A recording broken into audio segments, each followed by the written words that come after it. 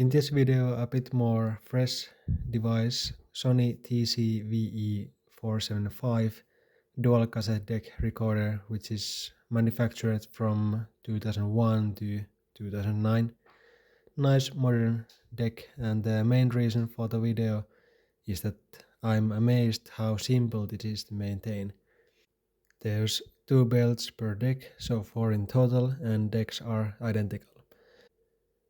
Belt change doesn't require any tools because there's a gap near the motor where you can feed your flat belt in.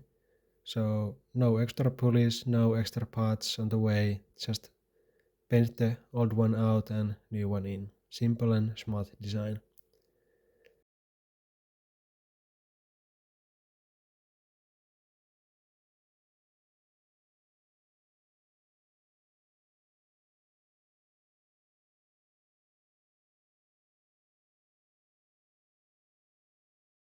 Then we move to the pinch wheels.